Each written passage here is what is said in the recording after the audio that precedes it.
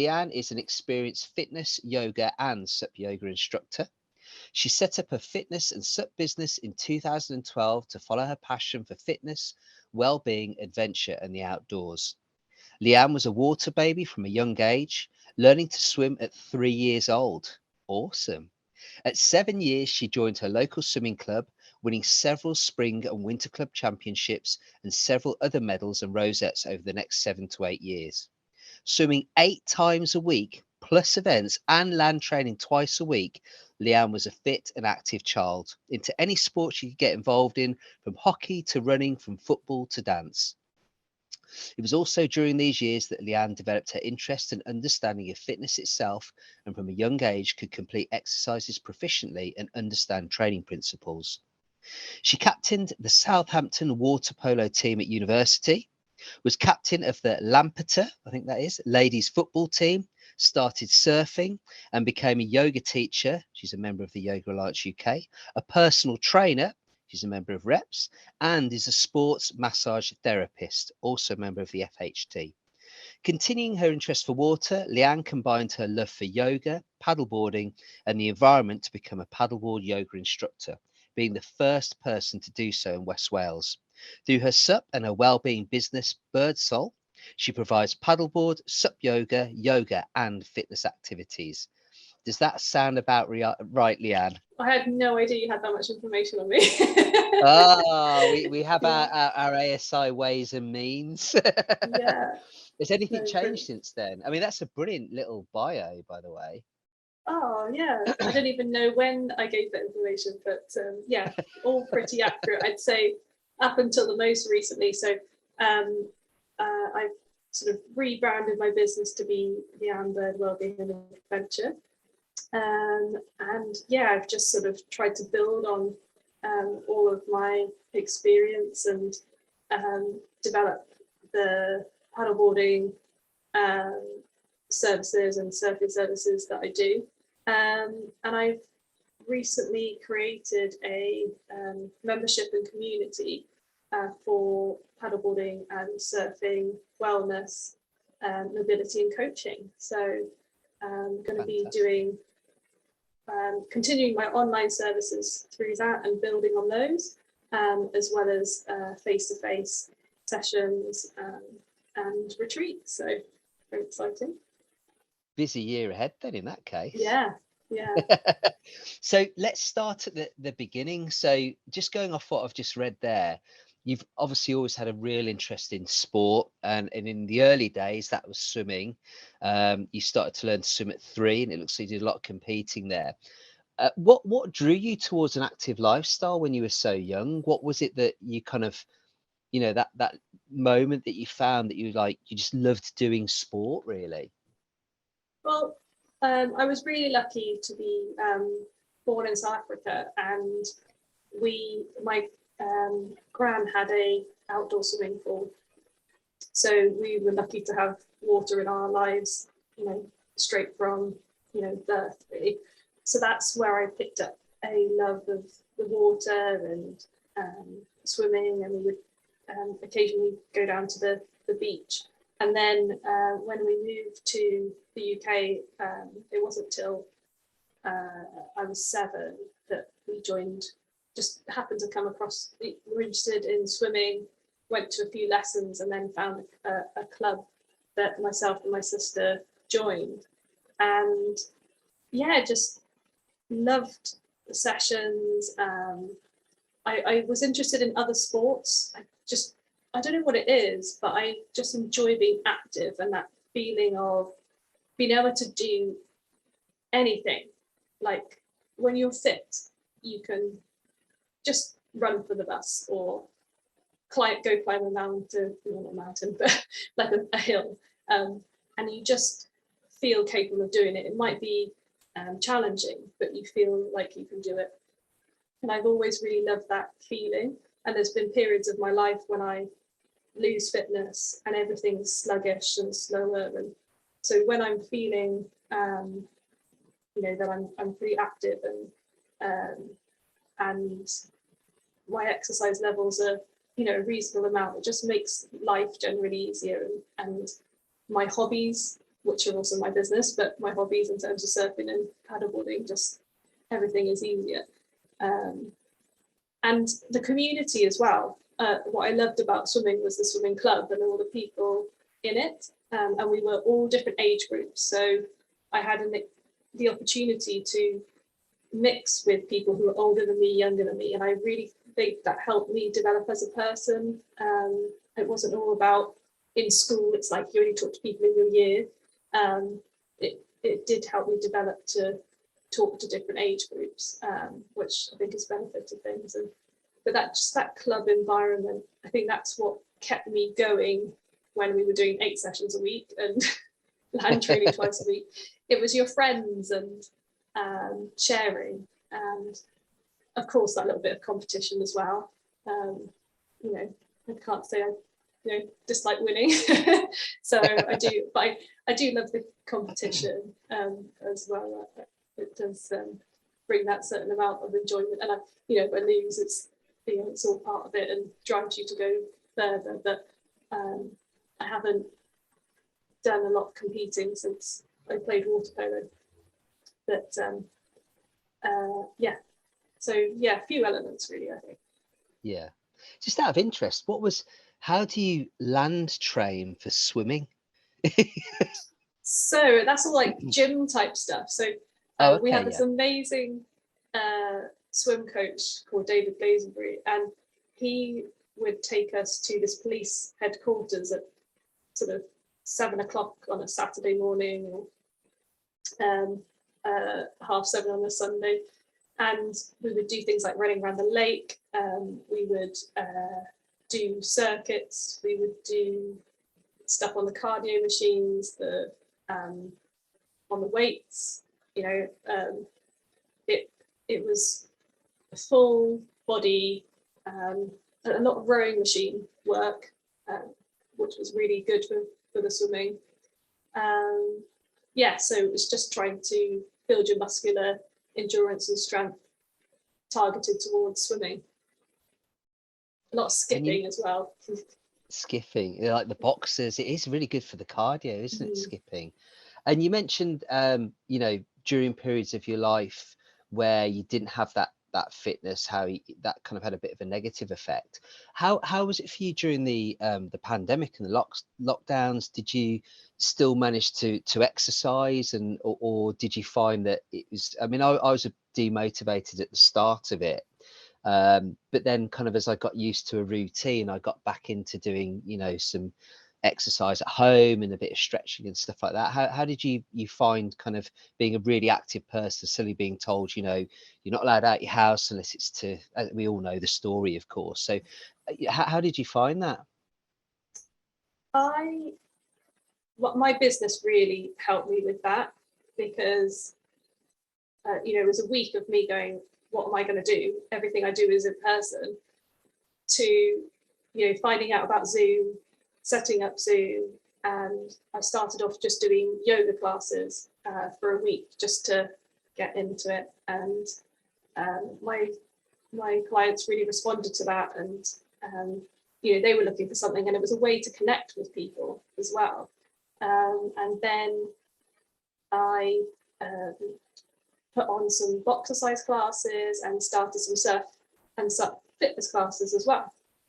And that kept me fit, because unlike a class which I would do where I do a little bit and then I walk around and help people with their form and stuff, you couldn't do that online. So I was doing everything with everyone and trying to talk. So my fitness sort of stayed the same, if not got better actually during that time, as well as doing the walks as much as you could do.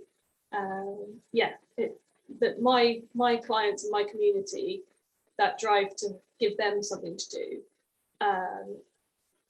and to keep my business going, kept me fit. Yeah, good response. What got you into stand-up paddleboarding then? You sort of briefly touched on it. I've been surfing for a few years, and it was actually a friend of mine at work that said, oh, there's, have you heard of stand-up paddleboarding? I said, yeah. And she said that they were hiring boards just down the road from us. Do I want to go on lunchtime? So I was like, okay. So we took a long lunch and we went off and had a taster session on paddleboards. And I was like, oh, like I found it really easy. And I was like, you know, I know a lot of people don't, but because I did surfing and was active and you know have a good amount of balance from yoga, I you know found that it wasn't too much of a challenge.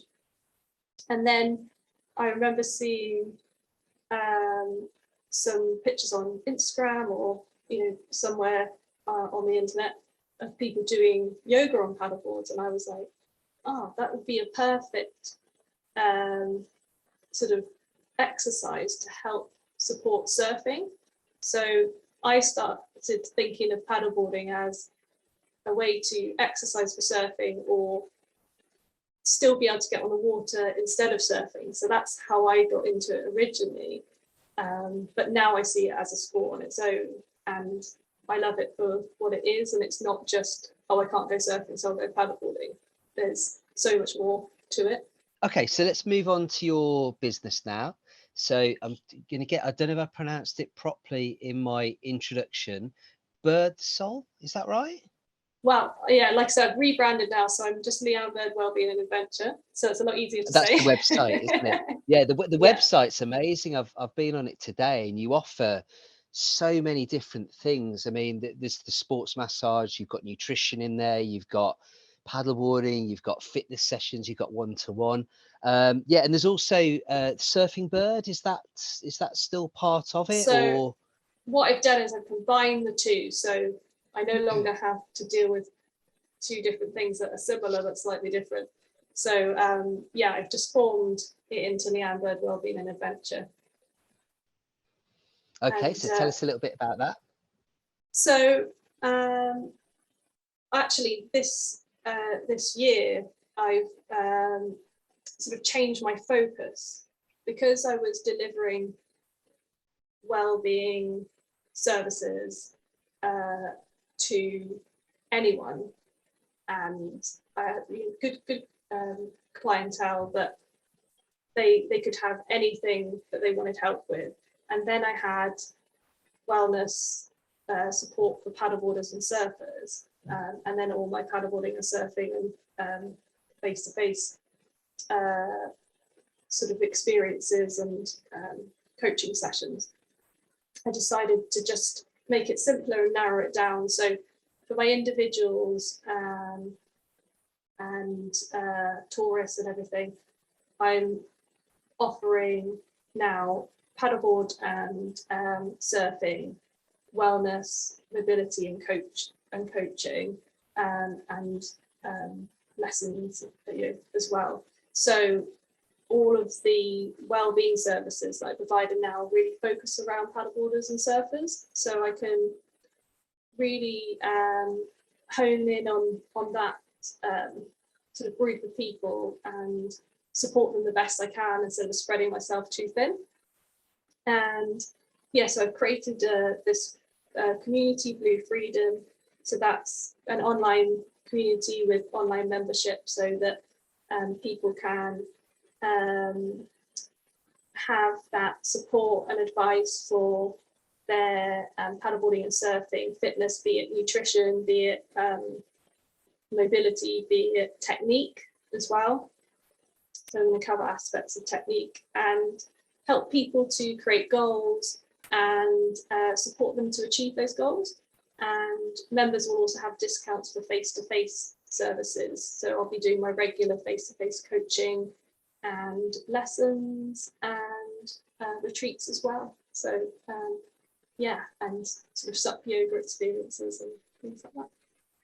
Sounds really innovative what you're doing, and very personalized as well. It seems like you're really tuned into the individual. So whether they're, a surfer who wants to increase some mobility, so they're better in the waves, or, a paddleboarder who wants to look at the nutritional side of that.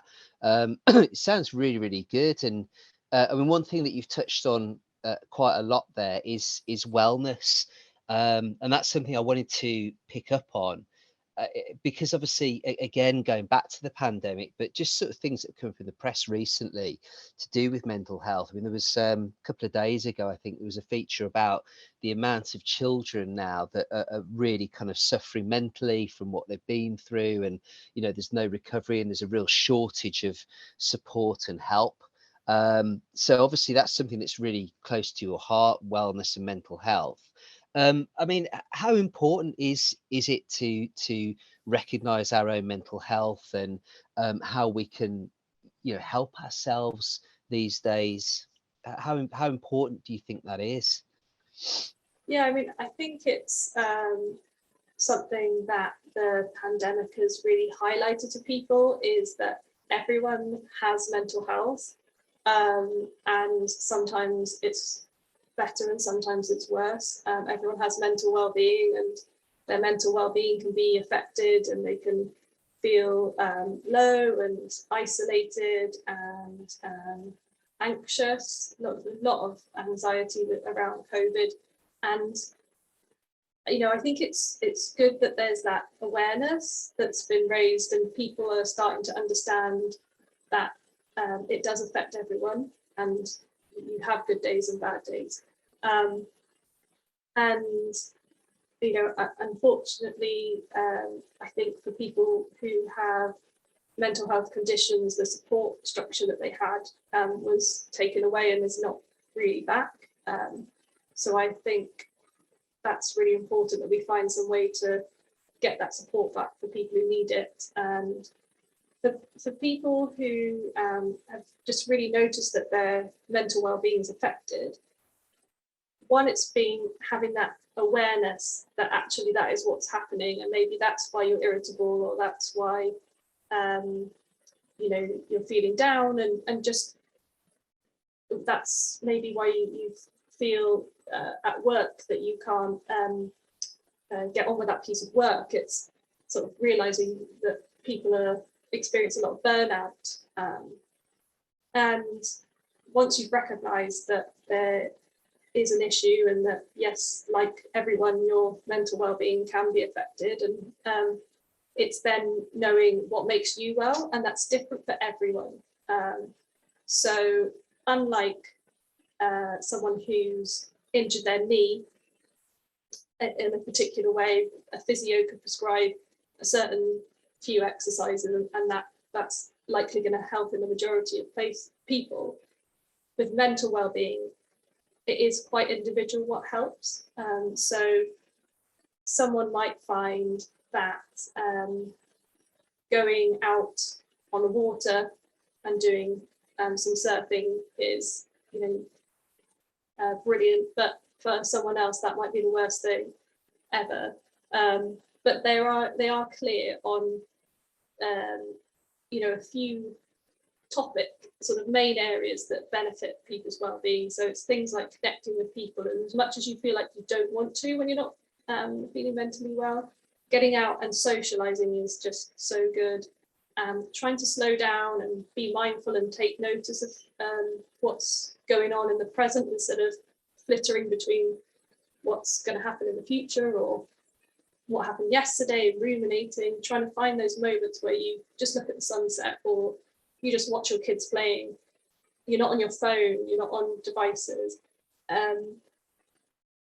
That your exercise is so good for your mental well-being. That helps complete stress cycles, and again, can be another mindful activity. Nutrition, that's a major impact. Sleep, making sure you're getting enough sleep, that can have a huge impact on anxiety and depression. And I forgot to, learning, trying to find skills to learn is really important as well. I think I've missed one as well. But those are the key things, and then finding for you what works under those categories is the key. I think that in itself is really good advice that you could just take away, just some of those areas that seem so obvious, like just get some more sleep, or try and be a bit more careful with the sorts of things you're eating and stuff like that. But I think sometimes life moves so quickly, doesn't it? And it's so fast paced that we sort of we almost, which is crazy, we almost put those things to one side. I mean, we've all had those days, haven't we? We've gone, oh, I haven't got time to eat anything. Oh, I'll push another couple of hours there. Or even like say, I mean, devices is the big one, isn't it? Kind of, up until 3 o'clock in the morning, flicking through, social media and videos of cats dancing, really irrelevant I do stuff. love those videos. No, me too. Yeah, I'm more for liking the dogs ones, but the cats ones are pretty good as well. But just those, I think there's about 6 points you made there, are really relevant. And I think as well now, people are accepting the fact that it's okay to say that, our mental health is important, and we might actually be feeling a bit anxious about things or a bit down. And it does seem quite often quite, it's like, well, what do? Like you say, you might feel a bit burnt out, feel a bit anxious when you get up in the morning, things like that.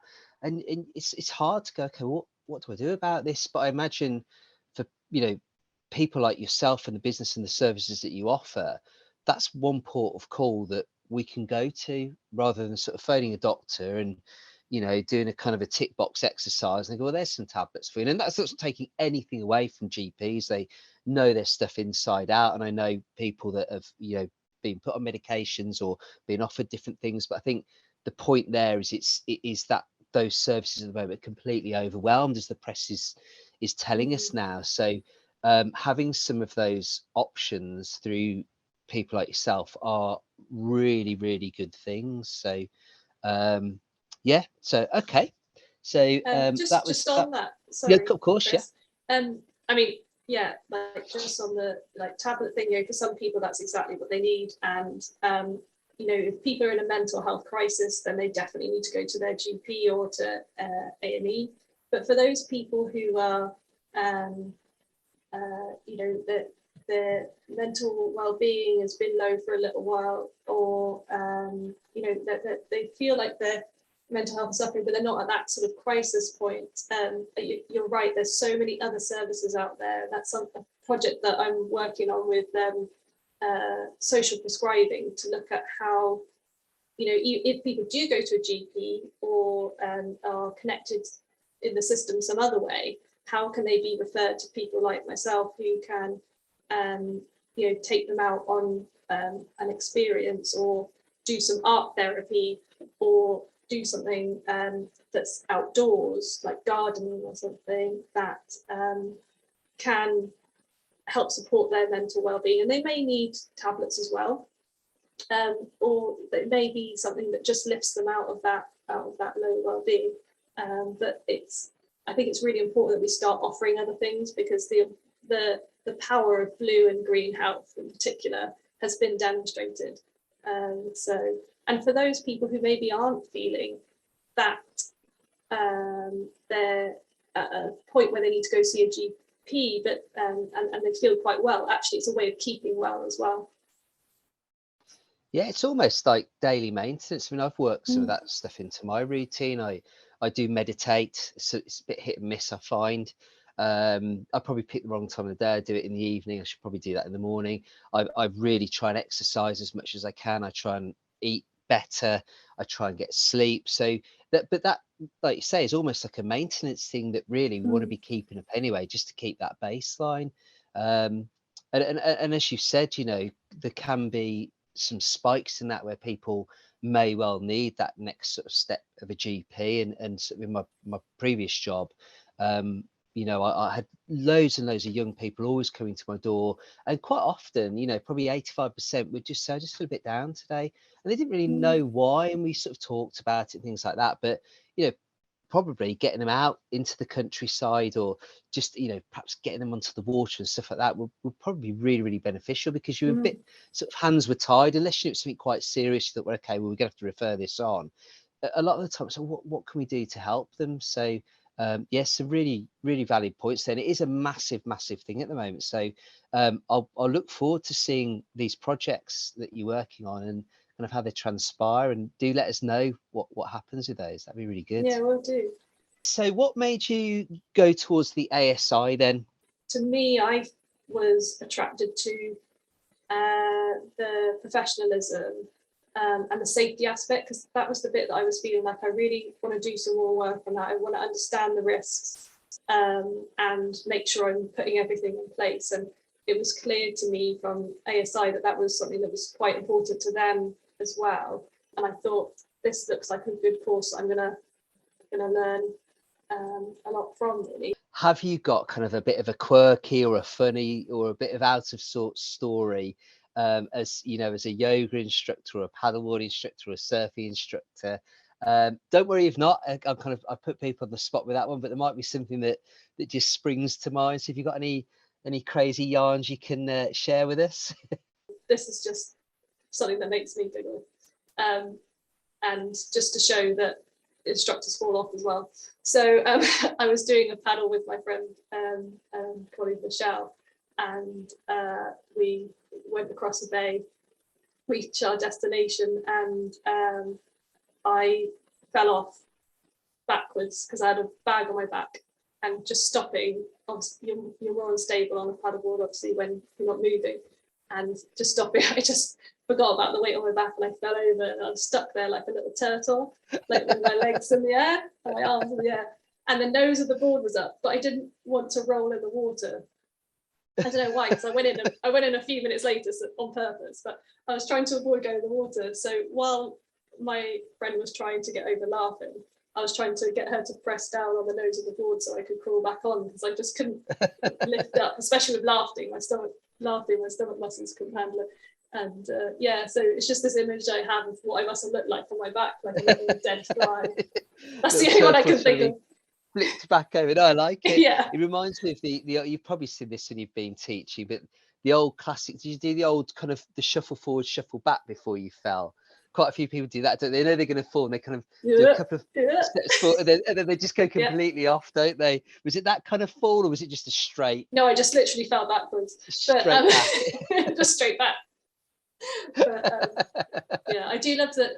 Sometimes people even manage to get a cartwheel in, which I think is quite impressive. Yeah. Well, the one that I'm most impressed with is, I call it the give up one, and they tend to sort of fall forwards maybe onto their knees, and they can still stay on the board, but they kind of almost go, oh well, I've fallen now, and just sort of flop off the board into the water.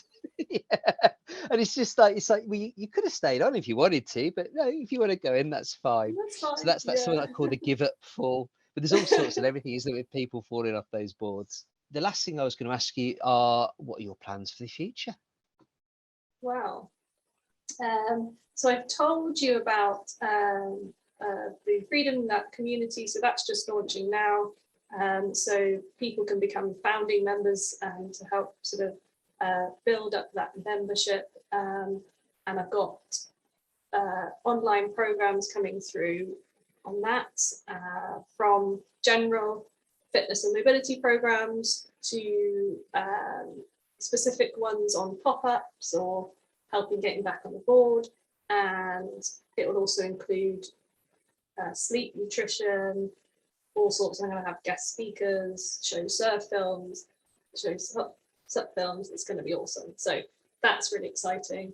And then, of course, I've got this year's program of paddleboarding and surfing sessions.